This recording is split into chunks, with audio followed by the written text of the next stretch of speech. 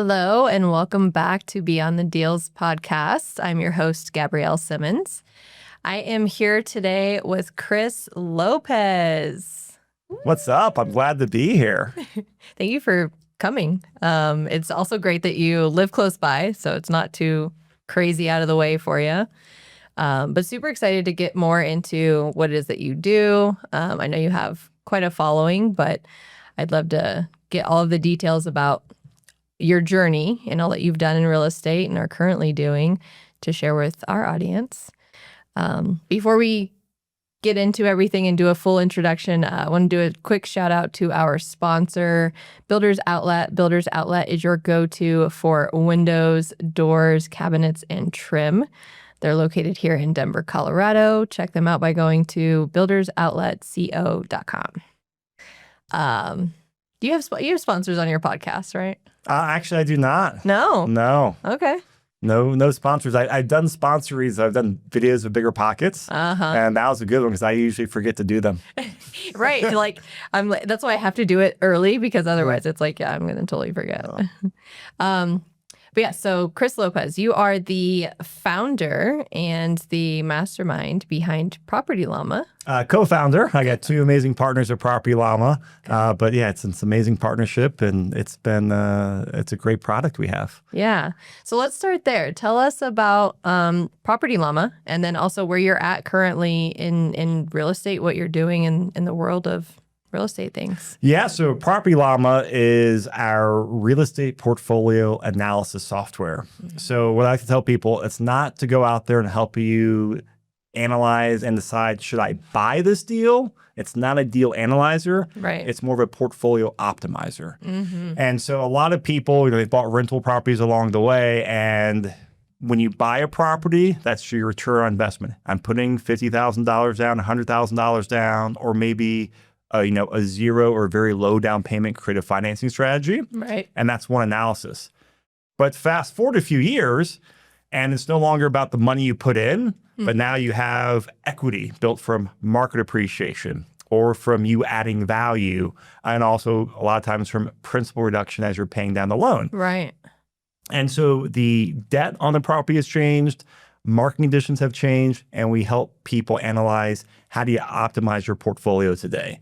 Yes. And we run it through three main scenarios. Should I keep the property? Mm-hmm. And by that, hey, how can I optimize it more for a better return or usually higher cash flow? Okay. Secondly, should I refinance the property? And that's, hey, maybe pull some money out of the property and then use that to go reinvest. Right. That strategy does not work very well in today's environment, generally speaking. Mm-hmm. And the third is, should I sell the property and do a 1031 exchange to another property, right, or sell and completely move it to a different asset class? Mm-hmm. And so what it does here, it's built on, when I used to do a lot of deals myself as a brokerage, my degree's in financial planning. So it's a mixture of financial planning. It's a mixture of portfolio analysis, but it's done in not in a spreadsheet, but a nice visual website. Right. That helps people understand how their returns are doing today. And what if I did this? What if I sold here and did this, and did some high-level modeling and see what they could do with their portfolio? Yeah, I've had the opportunity to sit down with Richard and do a demo and check it out and plug in some properties, and I love it. I'm a huge fan of the whole layout because it's so simple. Yeah. And I got a little bit of the backstory of the spreadsheets and everything that went into it behind the scenes, and it's you guys really put that together to be so simple, so user-friendly. And the way it just spits out the numbers is amazing. Yeah. So a very unique tool. Yeah, it's a great tool. And whether you guys use that software another way, I think a big mistake, I went through this myself as a landlord, I see many landlords do it, is, buying a property and paying it off is not a bad thing to do, mm-hmm, but it's usually not the fastest way for wealth creation. And a lot of times you're leaving future cash flow off the table. Yeah. Not good or bad, but especially markets like Denver where we've seen epic appreciation. Mm-hmm. Well, if the market gave you appreciation, the way you have to reinvest the appreciation is pull the money out or sell it. Right. And that's what a lot of the paradigm shift investors are going through. Yeah. Yeah. And it's super important that even experienced investors and landlords, who've held for let's say decades, it's important that they look at those options, if nothing else. Yep. Like, and that's the beauty of that software is that you can, or not software, that website is you can just plug it in and play with it. If nothing else, just look at like, what are the options? Can I really see a higher return on my equity by making a change instead of sitting where I'm at? Exactly. And what I tell people is you should do a once a year portfolio check. We do our once a year, annual wellness check, or we do our annual dentist appointment, all these annual things. Same thing with your portfolio. Yeah. One of the things that really stuck with me from my mentors along the way is one of his sayings is anytime you refinance the property or anytime you sign a new lease, you're eventually repurchasing that property in a sense. Hey, if I get you in there, you lease a property for 12 months, well, that property is locked up for 12 months now. Or if I'm refinancing the property, I'm essentially kind of repurchasing in a simple manner. Right. And he goes, always go through the scenario of if you're about to do that, ask yourself, would you buy this property again today based on the current numbers? Oh. And that was a huge paradigm shift for me where I got in the mindset like, wow, I never thought about that. So that's why I always check up on every time before, about 60 days, 9 days before a lease comes up, I run the numbers on that property. When I used to do a lot of refinances on the property, I'd run them, hey, should I refinance it or should I not? Yeah. And I'm like, hey, would I buy the property again? And if I wouldn't, right, then that's usually a potential indicator that you should look at potentially repositioning the equity into another investment. Yeah. And what kind of other investments do you deal with? Oh, all sorts of stuff. So like I got into real estate about 15 years ago. I bought my first house hack. Didn't know it was house hacking back then, but I bought a property like end of 2010. So got great timing on the market, kind of bought at the bottom. I bought a 2-bed, 2-bath condo for $67,000. Wow. That used to sell, that before was selling for $230,000, $240,000. So I was that was like 2007 or 2008. Oh my gosh. So that was the, you're young, but that was a great financial crisis and the crash back then. I was like, wow, things are so cheap. I need a place to live. Yeah. And then I actually put a 0% down note on there. I got a private lender on there. So I bought an amazing property at dirt cheap and got 0% down. Like you bought it on seller finance terms? Not seller financing. So I'm going to a long answer as to different deals because I got into real estate to like, hey, what are the best deals in the current market situation, right? And it's always a variable marketplace. So back then, properties were really cheap. I'm an entrepreneur. I did not have a W-2 and my income had also drastically dropped as well. And so I wasn't really bankable in the traditional sense. Right. And then at the same time, the bond market, the financial markets were going crazy. And I knew some wealthy older individuals where they would say, hey, I'd rather loan you $70,000 at 5%. Right. And they were, first position on the mortgage on the property. They're like, hey, the real estate's so cheap. You're a good guy. You're a smart guy. I'd rather invest $70,000 with you versus in a CD or a money market account. Right. So I knew that were older people who wanted, a fixed return. They wanted the monthly cash flow. I just helped fit the need where, hey, they want this type of return. They're not getting it. And I saw a great opportunity to get that type of financing and buy a property for, 0 down and very cheap. Yeah. So true private money lenders, which, I'm sure you've seen like now in the market. It drives me nuts, but every hard money lender out there is like, yeah, we're a private money lender. And I'm like, that is not private money. Private money is what you just described, right? Those people that we know that have the cash and they're willing to give it to us for a property and go in first lien position or even second lien position on some, right? But it's individuals who with this capital on their own, typically not these companies that are lending it out for fix and flips. That's the hard money, but. And the crazy thing, I wish knowing now, I would have done way more of those back then, but I was kind of, hey, I knew it was a good deal and also kind of some of that ignorance on fire type mindset. It was 0% down, 15-year note at 5%. Awesome. So it was an amazing mortgage, and I wish I did a lot more of those. So that was the only one. That was your house hack? Yep. So that was my house hack. And so I got into real estate because I knew I wanted to learn how to invest in real estate. Yeah. I was not good at day trading the stock market. I was not good at day trading the stock market. I needed a new career, and I knew real estate was the way a lot of people got wealthy. And so I wanted to follow that plan. And what did you do? What were you doing actively at that point before getting into real estate? So before then, I had built a internet marketing business, and I'll even rewind it one step further. So I went to Virginia Tech for engineering and ROTC, and I quickly realized both of those were not the right path for me. And so I went through like the standard, well, what am I going to do with my life? What's my degree? You know, yada, yada, yada. Yeah. And I read Rich Dad, Poor Dad. And this was like 2002 or 2003 timeframe. So this was a while ago. Yeah. And it opened my eyes to business and entrepreneurship and investing. And I was like, I want to get into real estate. Yes. Well, I had no money back then, and we didn't have the resources like we do today in terms of, you know, YouTube University back then. So like I spent a couple months and just got nowhere. But at the same time, the internet itself was pretty young. Yeah. This was post.com crash. You know, Google still wasn't the biggest search engine in the world. And so I was like, well, this internet thing's not going to go away. I'm going to learn how to do that. So I built a good internet marketing business. And so I learned how to market. I learned how to create content. I learned how to amplify message, you know, use the internet and ultimately help bring a person who had an interest or problem and bring them along the journey or the funnel into, you know, finding a product or finding a solution. Love it. So I built a really good business that way, and I had achieved what I thought at the time was financial freedom. I had, you know, good money coming in. A lot of it was, you know, monthly recurring revenue from products and some, you know, services and some tech we had. Yeah. And I pivoted 2 years to going out there and doing day trading. And I said, made no money at that. Then the world fell apart 2008.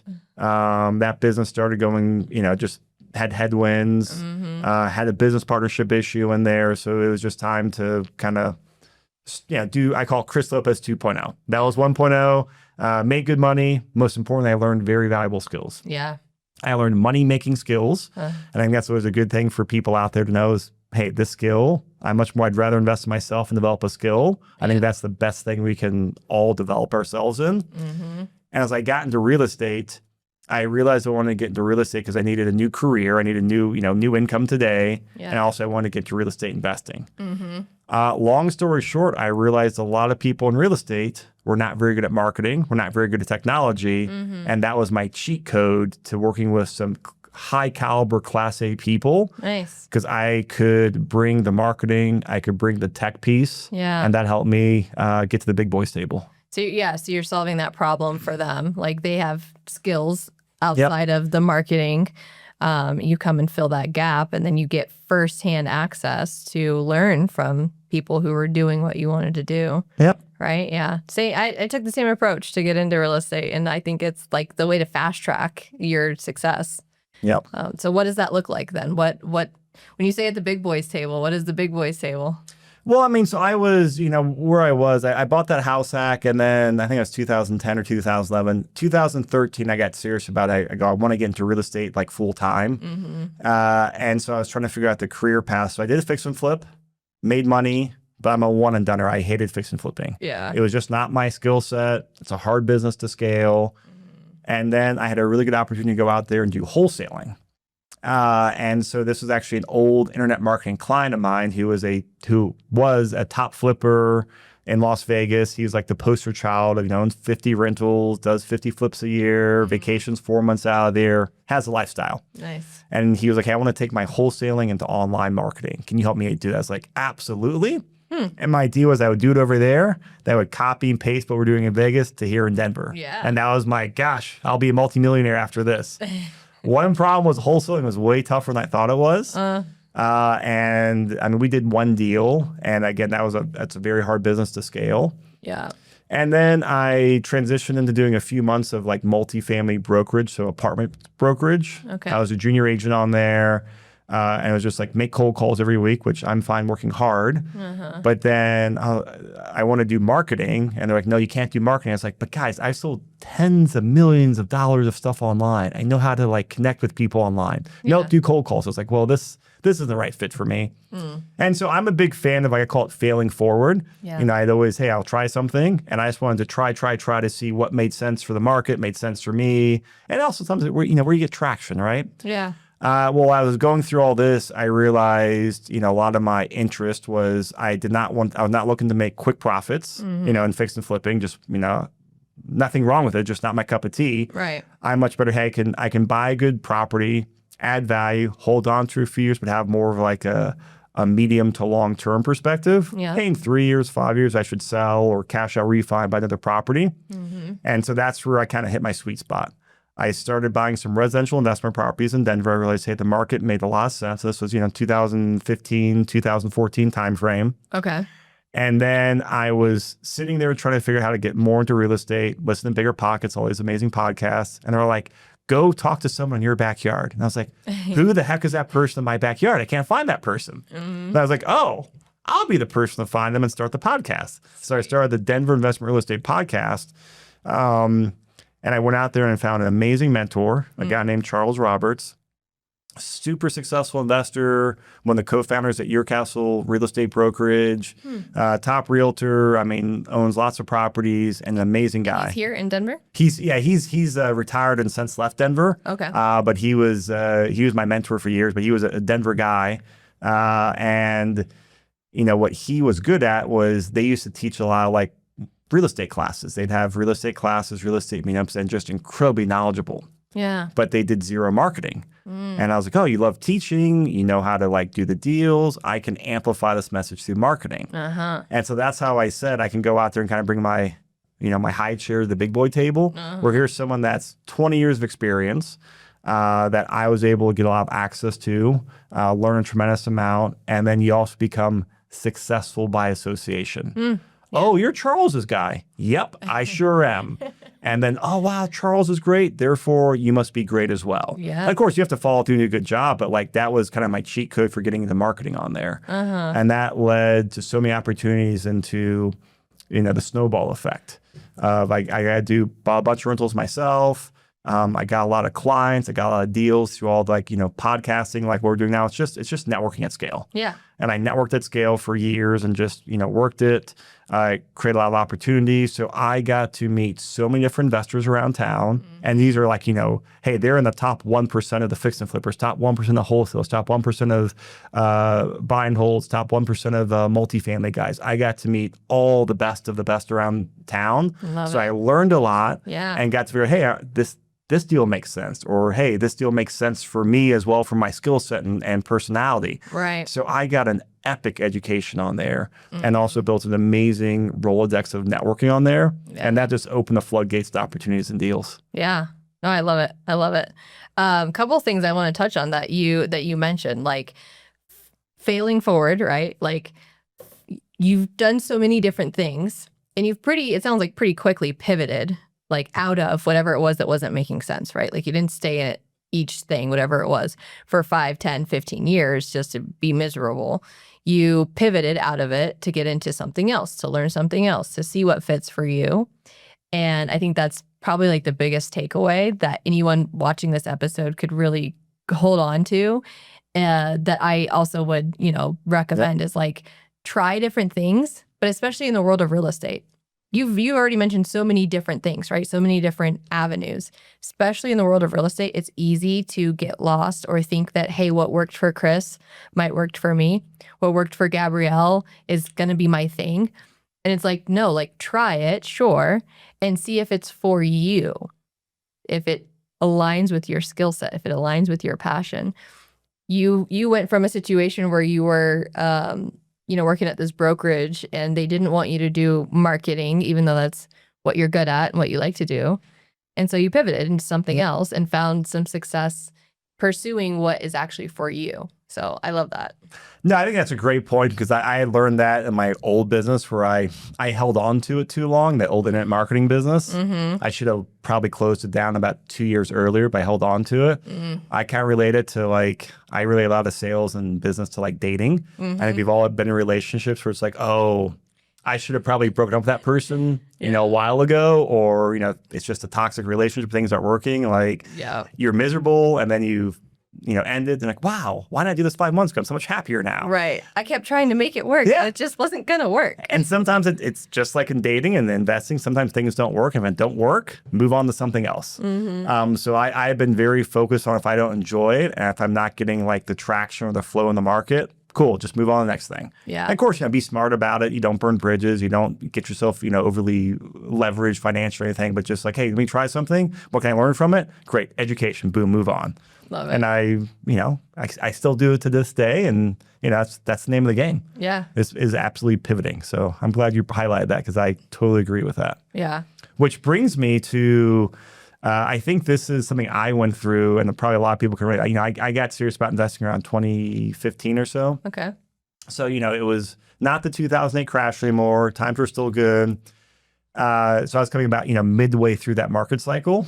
Hey, learned a lot, had a lot of success in my own investing and in business. But I was like, okay, when the next crash happens, I will be ready for it and I will pivot and go all in. Yeah. And so that's always been my mindset. And so, up until about 2022, hey, the market was great. And then early 2022, actually about 3 years ago, interest rates started going up.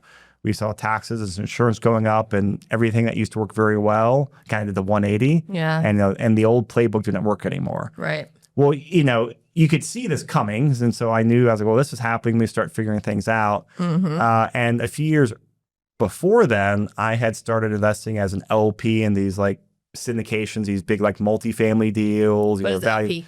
Limited partner. Okay. So it's kind of like being a stockholder. I can go buy Apple shares and I get the benefit of owning Apple. But Tim Cook does not care about my opinion, nor should he. And so I'm kind of like a stockholder, or I am a stockholder in Apple, but in a multifamily, you're an LP where you just write a check and you're like a very small stockholder. And you have a general partner. Yep, you're passive, and then you have a general partner.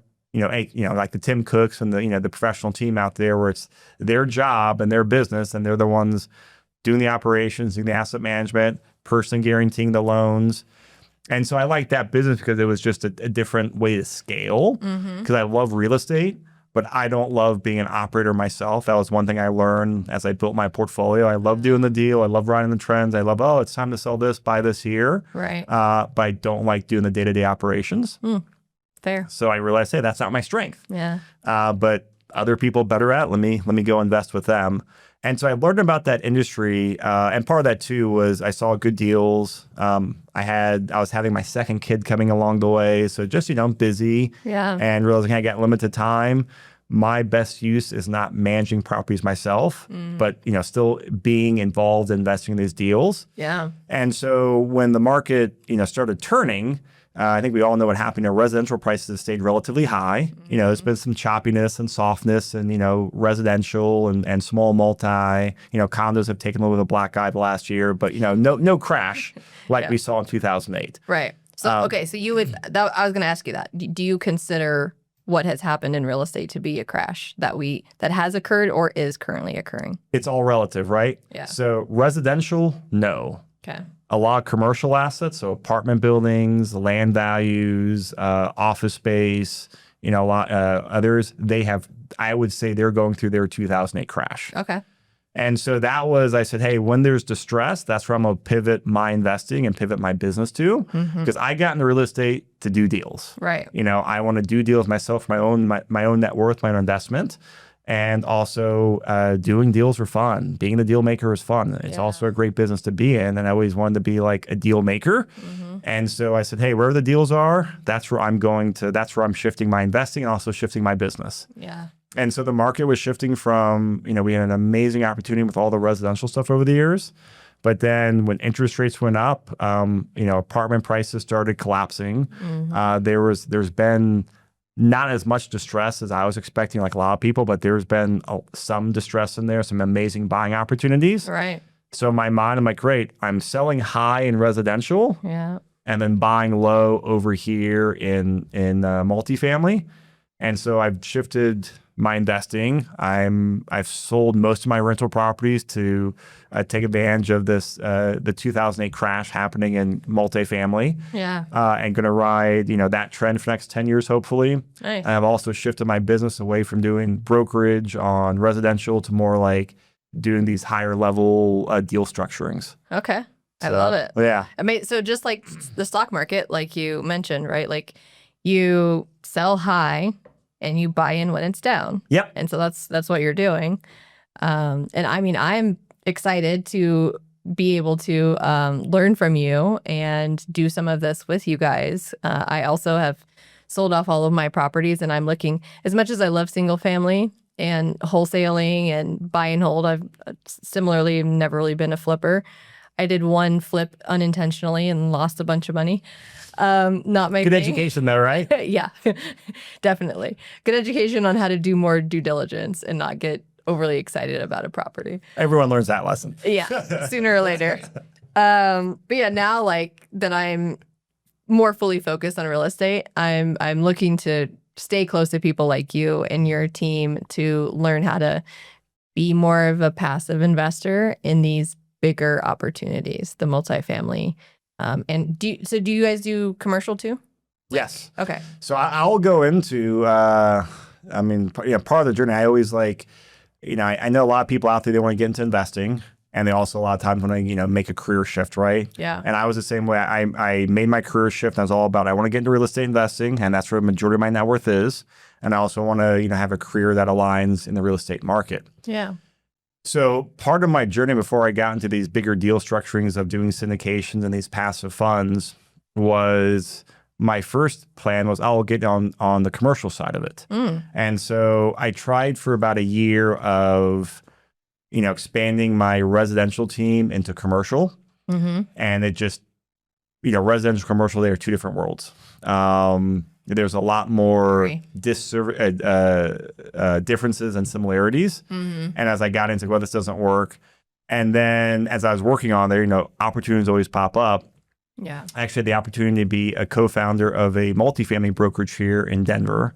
Nice. And so we launched that in, I think, 2020 or maybe 2021, a few years ago now. And it was focused on commercial multifamily brokerage, 5 to 200 unit apartment buildings, is what they focus on. Okay. And it just wasn't the right fit in terms of partnership and opportunity, things like that. So I left that. But my first thing, I want to get commercial because that's scalable. Yeah. The projects are bigger.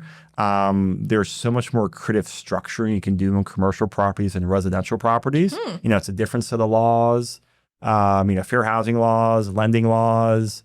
It is a different beast. Yeah. And way more creative deal structuring. Way more than you can do in single family or residential. Yeah. And so that was very attractive to me. I was like, hey, that's where I want to go. So I went there, and the brokerage still, it's a great brokerage, still refer a lot of clients on there. It just wasn't a right fit for me to be like a partner there and active in there because, I started seeing opportunities in like the syndication side and doing more of those deal structurings. And again, just with this thing, as far as like just where, I'm all about like, hey, where the flow is, the opportunity with the momentum was a lot more there based on market, based on my interest, and also based off of just, different people and teams I knew as well. Right. Now, would you say, it's interesting that you say there's a lot more creative things you can do in the commercial space. I know very few people in the commercial space, but one of the common messages that I get from them is that like they actually want to learn a lot of the creative finance strategies that we do, in single family, like subject to seller finance, lease to owns, the arbitrage strategies, or the hybrid strategies. A lot of that is like not super common, is what they've told me in the commercial space, like the creative ways of acquiring a deal. Would you say that that's what you've seen, or are some of those strategies being applied to some of the commercial deals you've seen? It's hard to say. I would say I've seen a lot more creative deal structuring and seller financing in commercial. I've seen in residential. Okay. You don't see a lot like subject twos in commercial like you do in residential. Like commercial properties, Why not? They are controlled by brokers. Commercial brokers, they all they do is they spend cold calling, meeting people, walking properties in multifamily or office, wherever their subject matter area of expertise is. And so you have a lot less wholesalers, a lot less direct investors to owner outreach. Okay. Just because commercial brokers, they control the vast majority of the deal flow. They spend tens of hours each week cold calling, developing relationships. So they're a lot closer to the owner. And this is just kind of my theory. And there's a lot less opportunity for wholesalers and a lot less direct, investor outreach to owners because the commercial brokers own it. Now in residential, I think I've been a part of like one seller financing deal in a fourplex. Commercial, dozens. And I'd say seller financing is the more common and creative way because in commercial, let's see, one of the properties we did. So one of the properties we did in Iowa, about 100 units, Class B property. So very standard, 1980s build, nice property. The owner had owned it for 20 or 30 years. So they bought it for, today what we call dirt cheap, and now they can sell, for 5, 6, 7x what they bought it for. Right. Almost, no debt on there. It cash flows well, but they're aging out, right? They're just kind of, they're getting in their 70s. They want to be done managing. They have enough money to where they can go enjoy life. They can go hang out with the grandkids. They can go travel and want to get rid of the property. Now they're not in a fire sale to sell the property. They're not distressed. But then one of their things is they're like, well, hey, I want income. I want cash flow. That's, usually what a retiree wants is consistent cash flow. Yeah. But they also want to mitigate their tax exposure, what their tax liability is. So, hey, rather than you paying me all at once, I'll give you we structured this deal. I think it started out at a 3.5% interest rate in year one. Nice. And every year goes up by half a point to like, I think 5.5% out to 6 years or something like that. Yeah. It's interest only the whole time. Oh. So some amazing deals like that where you can structure things like that. Yeah. And of course you can then, still have to buy right on there, but then you don't have to go through lending. You can bring less money to the table and then you get such like better margins on there where, hey, that allows us, better cushion for rehab, better cushion for operating the property until it makes sense to, refinance it with like a longer term finance or, hey, in 3 or 5, 6 years might be time to sell it. Right. And it's minimized the cash out we've put. So I see a lot more creative stuff in that sense and like, those bigger deals. Yeah. For the seller financing structure. Yeah. Now, I don't, maybe, I think, if you get into like that $1 to $5 million asset class range, there's a lot more like, that might be where there's, it's kind of a blend. I call it resi-mercial. Residential people dip their toes in there. Commercial people dip their toes.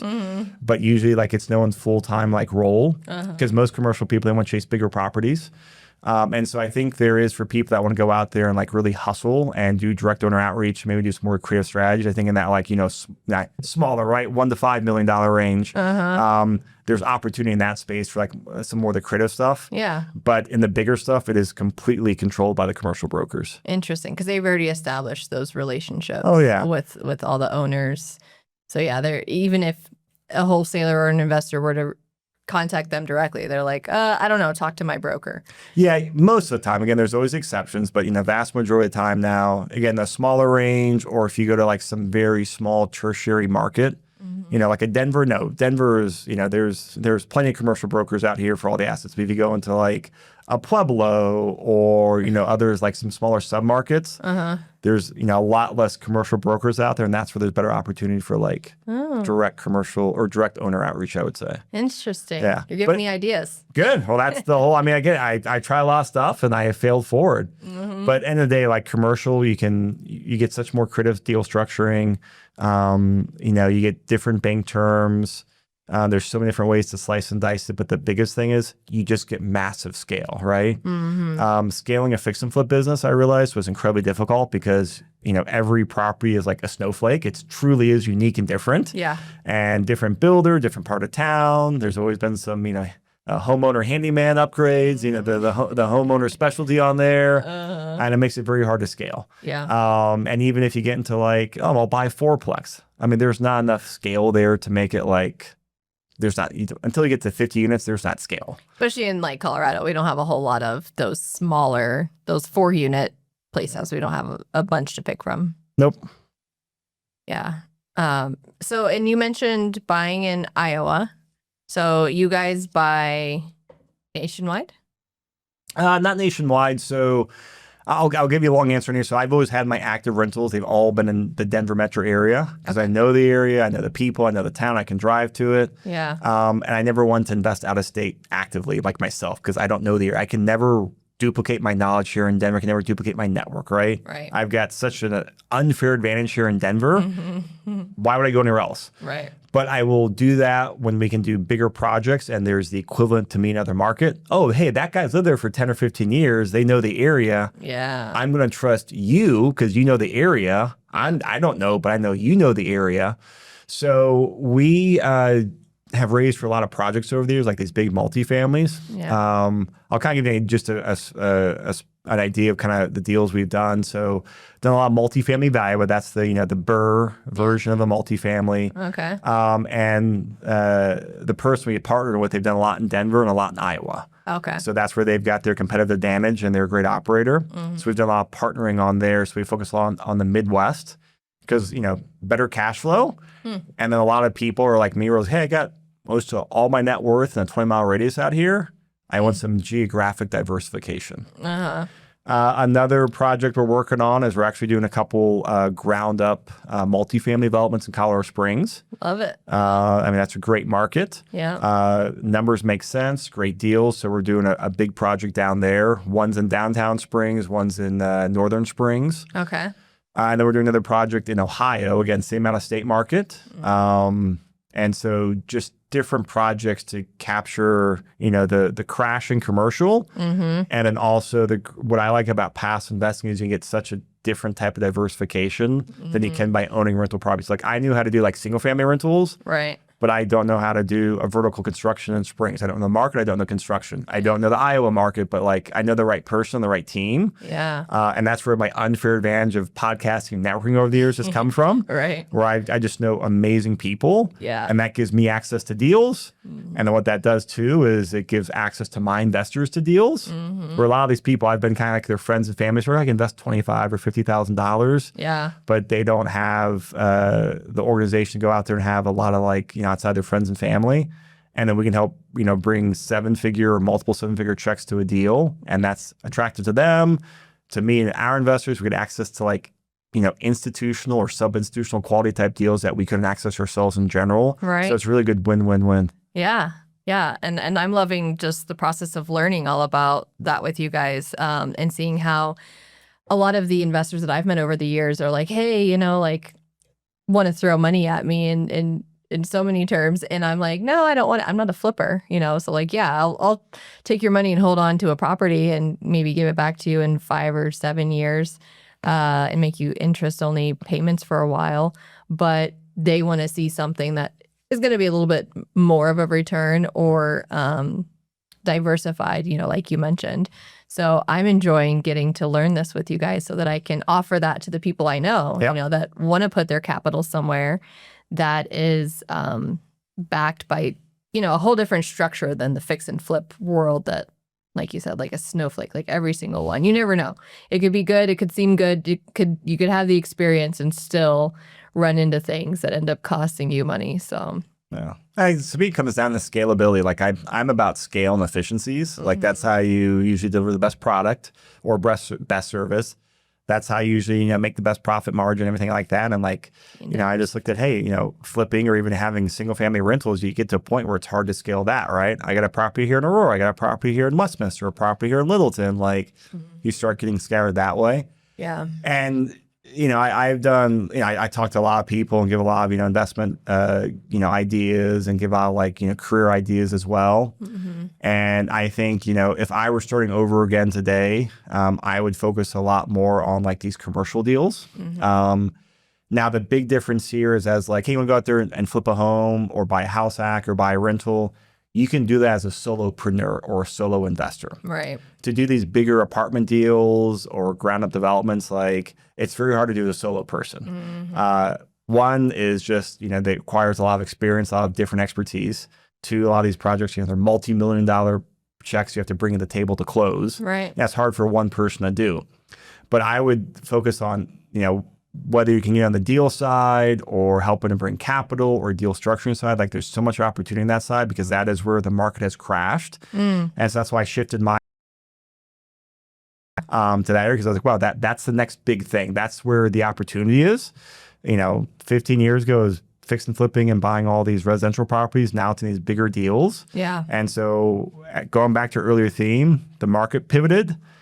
My mantra is the market does not give a damn about you, doesn't give a damn about me, doesn't give a damn about anyone listening to this podcast. Yeah. The market is what it is. And all you can do is, great, here's what the market gave me. I can keep trying to do the things I used to do, or I can say, hey, the market changed. How am I adapting with the market? Yeah. Because I have been smacked before by changes, and I realized, oh, wow, I can complain, I can curse at it, I can keep doing it, but all I'm doing is spinning my wheels. And that's not fun, nor is it profitable. No. Have you read the book, What Got You Here Won't Get You There?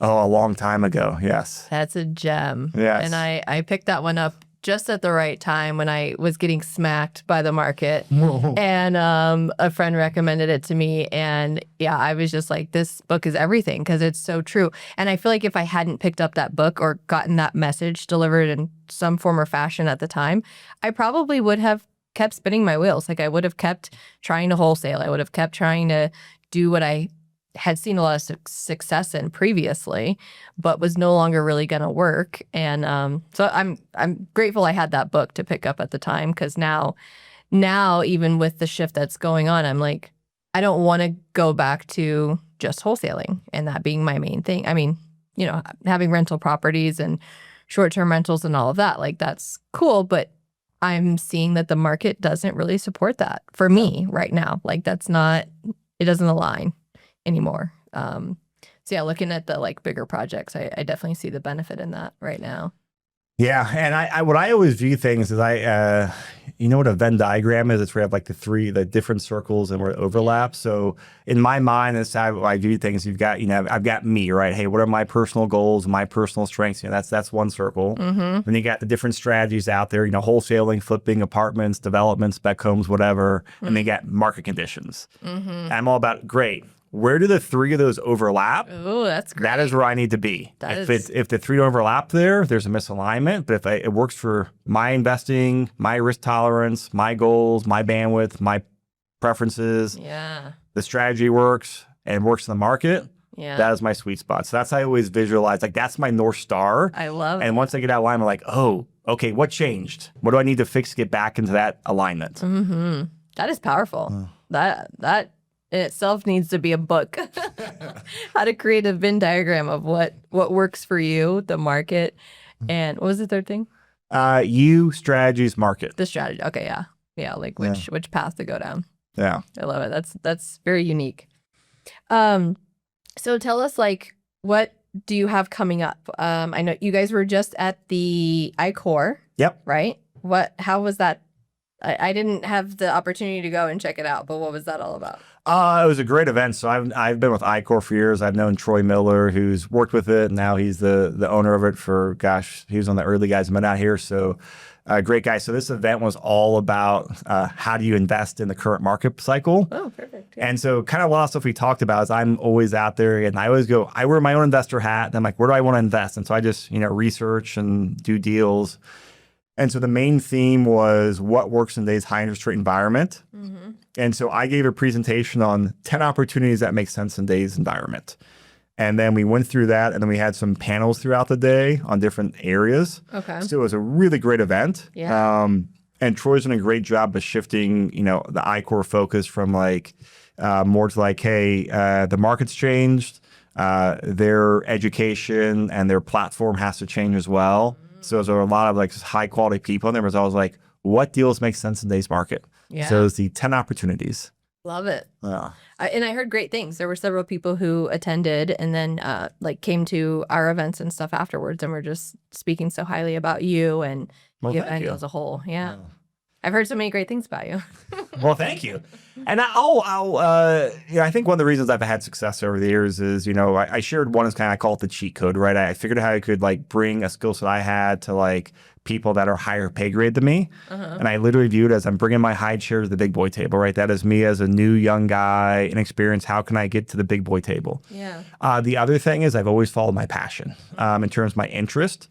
And, you know, I create a lot of content. I'm all just about, hey, I'm researching all the stuff for myself as an investor. Right. Other real estate investors want to know this as well.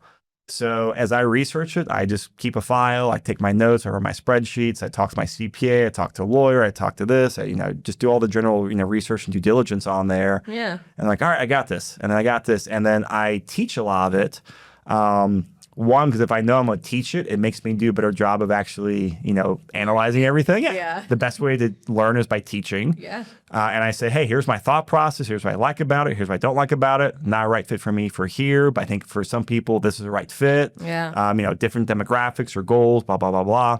And so I've always been focused on, let me go out there and do what I enjoy, and I'm researching myself. Yeah. And figure out how to turn that into valuable information to other people and also businesses. And I've just fallen into this amazing opportunity where I can go out there and look at deals, look at strategies, and say, hey, here's what makes sense. Here's the pros. Here's the cons. Here's this is for. Yeah. And there's no one right investment for anyone, right? You and I, we have different goals right now. Yeah. People in their 70s, different goals. Yeah. One's not right, one's not wrong. It's just, where's that Venn diagram at? So I've always focused on providing value that way. Yeah. And it's been tremendous for me. And I think that's a really good thing for people to focus on is whatever you're going through in terms of your investment journey or your career journey, there's other people who, while you feel like you're 5 steps below this person above you, you're also 5 steps ahead of someone else, right? Right. Hopefully I don't knock over the camera there. Yeah, you're 5 steps below someone else over there. And then there's always value to add. And then it's a great way to stay engaged, provide value, find deals, find opportunities. And one of the other things I've really focused on is, have you read Who, Not How? I just finished that last month. Yeah. Great book, right? Love it. Yes. And that was one of my things for scaling up my business and scale up investing was, I definitely ran into where I was doing everything myself. And that hits the ceiling very quickly. And, and I was like, well, I can find other people hey, my partner's Rich and Alone at Property Llama. Our team members, across the teams right now, they're all great people. Yeah. And they're better at certain things than I'm at. Right. And it's amazing. And then we all, 1 + 1 = 3. Yeah. So I've been able to find and attract all these people because they've found the content over the years. I'm in the same boat. I had the same question. And you gave me some great guidance on there. Right. And so it's been a great way to not just find deals, find clients, but also find some amazing team members and partners because then people know, like, and trust you. Yeah. And so it's been a huge win to me doing things like that. No, I love it. And I love that you emphasize, the network, just in general, building your network. And from building your network, whether it's you teaching people or people coming to you, you get to kind of handpick the people that you would like to potentially go into partnership with based on, what their skill sets are. So I think that's something that a lot of people in real estate really struggle with, especially when they get started as a solopreneur. Especially a lot of wholesalers, right? Typically most people get into wholesaling from a solo standpoint and hear some horror stories, maybe about partnerships gone bad or JVs gone bad, and get afraid to share and to educate and to, I've been sharing what I know about 6 months into my journey into real estate. And I had people all the time asking me what makes you think that you're qualified to teach real estate? And I'm like, I'm not teaching real estate. I'm teaching what I've done and what I've been successful at. And so that's allowed me to get access to other people who know the things that I don't know. Yep. And they want to know what I know. You can even barter. Have you ever done that? Barter your absolutely. your skill set. Yeah. Or it's hey, I'm going to teach you this thing that you've been wanting to learn about. You teach me that thing that I'm super interested in. And, win-win for everybody. So yeah, I love that, just building out your network. And so what do you guys, first of all, super excited to have you guys as a verified affiliate of Real Estate Deal Makers. We are too. Thank you. That is official now. And we have your workshop you guys will be doing here next month in April. I'm going to make sure this gets dropped earlier than it's scheduled to, so that we can just have that beforehand. Wonderful. Yeah. But do you want to share a little bit of an overview of what you guys will kind of be talking about at the workshop, the class? Yeah, the two big things we really talk about is, one is how can landlords optimize their portfolio? Kind of we talked about, we'll go through some case studies on Here's how to measure the current performance of your portfolio. And here are the type of opportunities on people can like improve it. And that bleeds into those 10 opportunities I was talking about. So for example, like there are 2 keep opportunities, 2 refinance opportunities, and 6 sell and reinvest opportunities. Okay. So it's all about, I think there's a lot more opportunities for existing landlords out there because they're sitting on a lot of equity. It is definitely harder as a newer investor to get in the market. Not possible, it's just not as friendly as it was a couple of years ago. Right. So I think there's a lot of opportunity there for active landlords. And then we're going to cover how do you analyze your properties, how do you optimize it, what metrics do you look for, because it's very different than how do you buy a property. This is about portfolio rebalancing. Yeah. And it's like, hey, the market's changed, you've changed, you know, you're older now, you got family, your kids are going to college, you're retiring, figure out what the next steps are. And then go through 10 opportunities, which is good for both like new investors, but also a lot geared towards the landlords on how they can, you know, increase their cash flow. Yeah. You know, give you an example, like a lot of landlords around town have, you know, 4-bedroom, 2-bath, single family homes, right? They bought 5, 10, 15 years ago. Right. Prices have 2, 3, 4, 5x, depending on how long, what part of town they're in. Yeah. And the major thing landlords want is cash flow. Hey, what do you want? Cash flow. And then we're at an interesting space right now, or interesting time where, you know, cash flow is tough. And even though their property's increased a lot, they have a low loan balance on, they might be cash flowing $500 or $1,000 a month on there, like it's good cash flow. Right. When you look at, great, I'm making, I'll say $10,000 a year for simple math, $10,000 in cash flow, but I have $500,000 of equity in the property. It's a very low cash flow to equity. Right. It's like, well, if you want cash flow, and this is me playing devil's advocate, you should sell and put in high yield savings account. You'll make more cash flow by paying taxes and parking that in T-bills or, you know, an online savings account at 4%. Now, people don't really do that usually, but that's kind of like, I'm like, here's the math. Do this, pay taxes here. And they're like, what is going on here? And you know, my thesis on here is if your rental property is underperforming the stock market, is it worth the risk? Is it worth the liability? It's I can make 10%. I use historical average of stock market. Hey, last year was more. This year will probably be less based on the way things are going. But if I'm not making 10%, I'm not saying 10% cash flow, but just 10% return. Cash flow, appreciation, debt pay down, my total return, just below 10%, that's a yellow flag to me saying, hey, I should potentially reposition the property because I think it's a poor risk-adjusted return. Because in stocks, okay, you ride the roller coaster, right? You hear the headline news. Very rarely do things go down to zero, but the stock market will never sue you. It'll never call and complain. It'll never slip and fall on the sidewalk. It'll never tear apart your apartment. Right. All that happens is you may lose your capital. Right. With real estate, you know, we're taking on more risk and more headaches. In my opinion, we should be compensated more in the stock market. And so that's a big thesis on, hey, is owning a property that's underperforming the stock market not good, not bad, but is that worth it to you? Right. And then understand that, then, hey, how can you go out there and maximize the cash flow? Yeah. And then there's so many cool opportunities. There's so many amazing out-of-state opportunities for buying like stuff out of state. There's amazing like private lending or debt fund opportunities to go out there to earn like double-digit cash flow. There's some really cool things called qualified opportunity zones that aren't 1031 exchanges, but you get this, you get the tax advantages and you go from active to passive. Like there's so many cool strategies out there. Yeah. And so we talk about those 10 strategies. Wait, so you still get the tax benefits if you are a limited partner on those projects?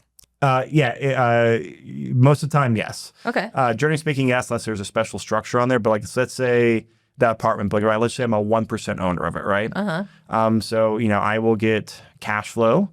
When the property sells or refis, I'll get my pro rata share of it. I also get my share of depreciation. Which would be 1%? Usually, yeah. Depreciation, okay. Yeah. Sometimes there's, I mean, things where you get a little... Keep it simple, yes. Okay. But everything kind of passes through to you. Okay. Now, some, you know, I'd say in 5% of the deals, there's some unique structuring on there for other reasons. But generally speaking, you get all the advantages. Wow, that's really good to know. Yeah. Well, the tax benefits are nice. Yeah. Yeah. That's, I mean, a big reason why people make those decisions as a whole. So yeah, we'll go through in the workshop, and it's all educational, all value, and again, it's about how to optimize and understand your current rental portfolio. And then what I have done personally as an investor, we've identified 10 opportunities, or 10 strategies that make sense, and we go through and talk about those. And the whole goal here is, hey, here's a nice buffet of things that look attractive in the market. Yeah. Pick what's right for you based on your risk tolerance, your phase of life, what you're comfortable with, and then go from there. Yeah. Excuse me. I was just looking up. I want to make sure I have the right date and time so we can share it here when your class is. Because I have no idea. I know we're doing that soon, but I don't know the date. Yeah. I'm just going to look it up here. I will be, kind of moderating for it, but I'll also make sure I have the time to sit and be in attendance because I want to soak it all up. Let's see. Richard. Nope, that's not it. Well, we'll just put it in the description at least. Yeah, just get on the email list, get on the social channels, and get the details, right? Yeah. So where can we find you? Everyone who's tuning in today, where can we find you? Easiest thing to remember is propertyllama.com. Yes. That's the website for the software. That's the website where we're very close to rolling out kind of a much more robust marketplace system to actually show more of the details of the opportunities out there. Oh. Can actually let people do modeling on there. And that's becoming the hub for like portfolio analysis, hub for deals. And also we have a lot of educational videos in there as well for like just, what's working and all the, some of it's Denver focused, some of it's tax advantage focused, some of it's out of state investing, but that's also the hub for our education platform as well. I love it. I love it. I love it. I love it. And in case you guys missed it, Property Llama is free. So when I first saw it, I was like, wait, what? This is free? It's so, you guys really provide so much value. Well, it's the thank you. And that's how you do deals. That's how you build relationships, right? Provide value. Yeah. And then you get relationships, and then you do a deal, you do a partnership, you do a JV. Like that's how things flow. Yeah. And also from a pure business standpoint, it's just like, why is Facebook free, right? It's like, it's easier. Hey, if we get people in there, while we are not making $1 that day, Right. the longer term value of that relationship and hey, doing deals, doing partnerships, educating them, that is such a bigger opportunity in terms of like building a long-term relationships and just profitability. Like our goals go out there, provide value. And in 5, 10, 15 years, just, we could do a lot of deals with a lot of people. Yeah. I see. It makes sense. What's your goals? What are your long-term goals? In what sense? The business, Property Llama, and personally. Oh, wow. We got another hour for all that. The goal with the business is I've had, a couple smaller successful businesses over there. Hey, a 2 or 3 person partnership or, like a small brokerage team. A business goal of Property Llama is just, I like the challenge of scaling. So we are, scaling this a lot bigger. Nice. To where I think we can go national on there because we have really cool software. We have really cool, strategies for people to look at and learn. Absolutely. And so we want to go very big in that sector on there. Yeah. And just, hey, the more people we can educate, the more deals we can do. So we're going to build a very big business out of there, but always keep it around on how do we help people achieve their real estate investing goals. Yeah. Like that is what matters. The software is just a tool. Everything else is just helps people get from where they're at to, point B or the end goal here where they want to go. Yeah. So I love that. Personal goals, like I've always got financial goals, always, bigger things like that. But overall, like I'm pretty happy where I'm at. I always want to make more, do more, achieve more, things like that. But like, right now, 90% of what I do, I love what I do. I get to talk to amazing people like you. I get to do deals. Thank you. I get to like speak at really cool conferences. I get to meet so many top people around the industry. Like I'm extremely happy right now. And then all that just feeds into building a bigger business, myself doing more deals. And I love the game. Yeah. Other than, keep growing and always, you always want to set the next financial goal. But it's about balancing like, hey, how can I, hit my own goals, but also really enjoy what I do at work and also, enjoy a lot I do with my family as well. Yeah. No, I love that. And I appreciate you sharing that. I can relate. For me personally, I'm like, I used to have such ambitious financial goals.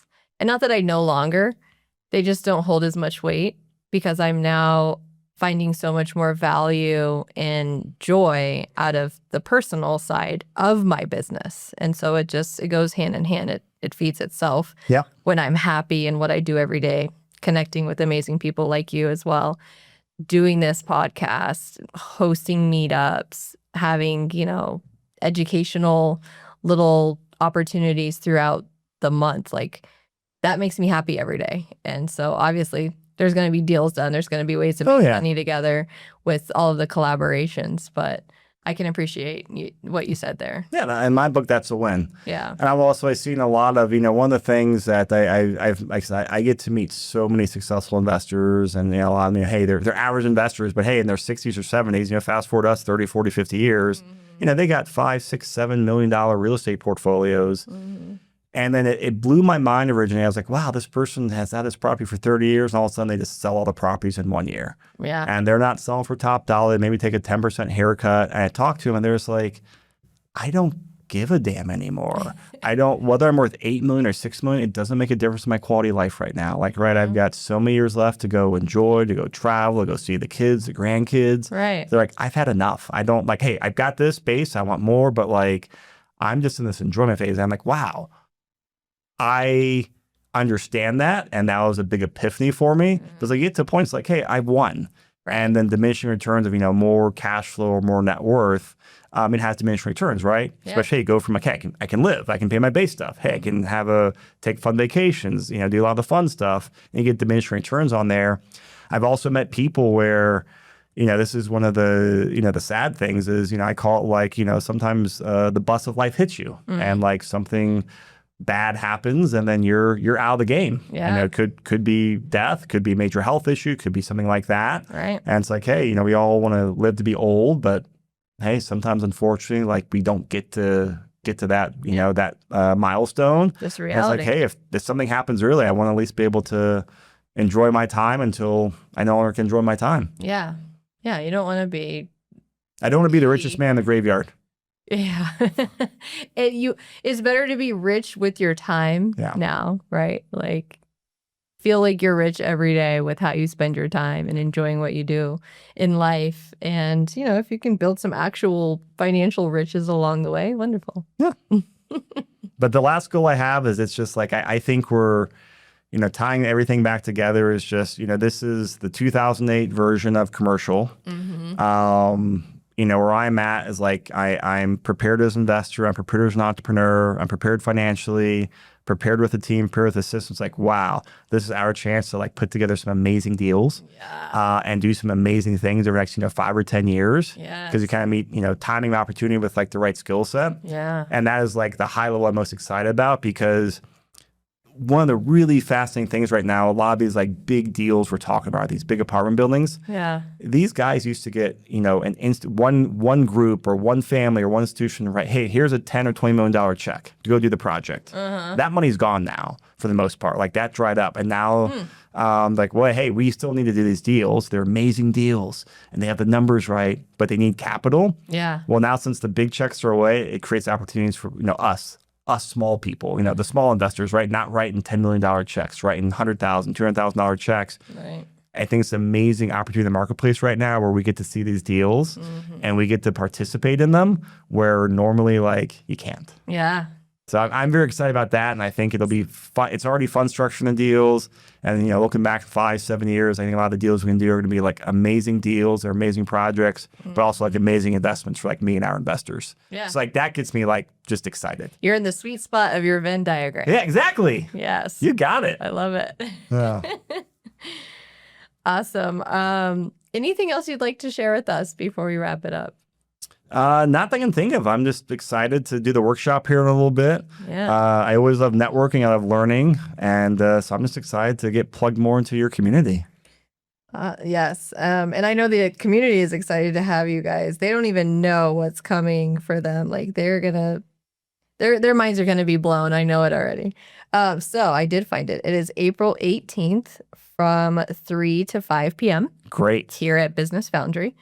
So that'll be the Property Llama workshop. and looking forward to it. So I do too. Well, thank you so much for having me on the podcast. This was a blast. of course. Thank you for being here. I guess we'll just call it a show. Thank you guys for tuning in. That's it for today's episode of Beyond the Deals.